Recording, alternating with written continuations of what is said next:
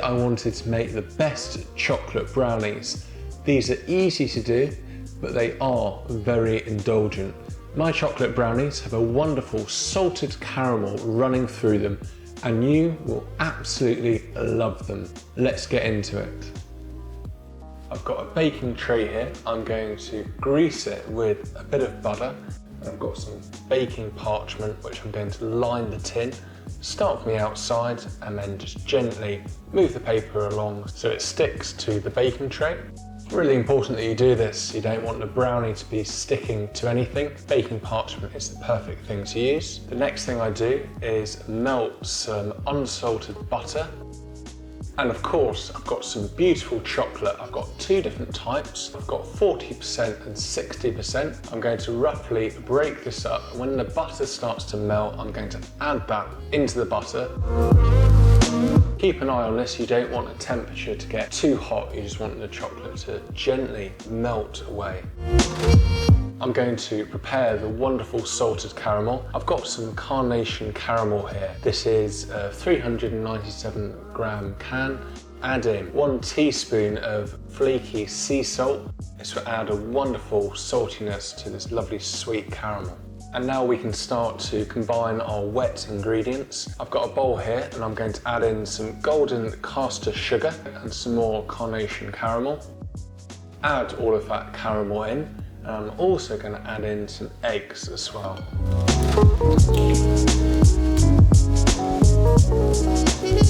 You could use an electric hand mixer. I'm going to do this all by hand. I guess the brownie is a little bit higher in the calories, so using a hand whisk will ensure a really good workout.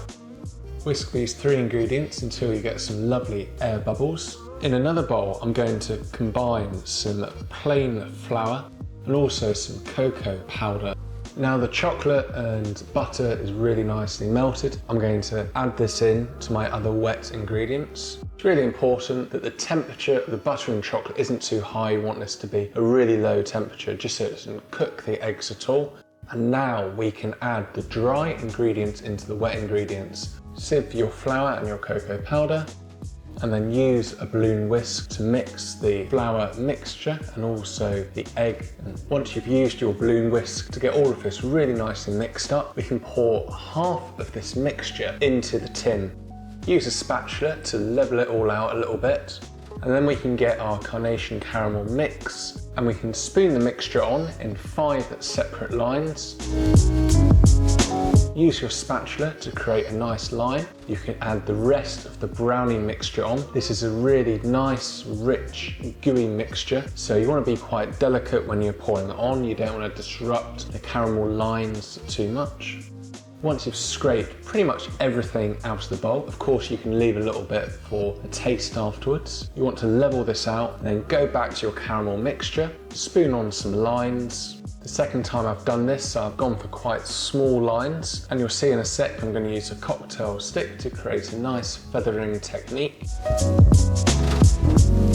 I'm going to use my cocktail stick. I'm going to go back and forth.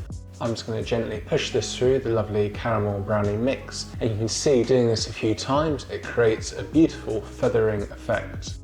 My last little thing I'm going to do is get some nice flaky sea salt and sprinkle this over the top. This will add a really nice salty crunch to these caramel brownies. Absolutely perfect. Let's get these in the oven. We're going to cook them for around 25 minutes. You can check on them though and just make sure they've got a really nice crunch on the top, and of course you want them nice and rich and gooey on the inside.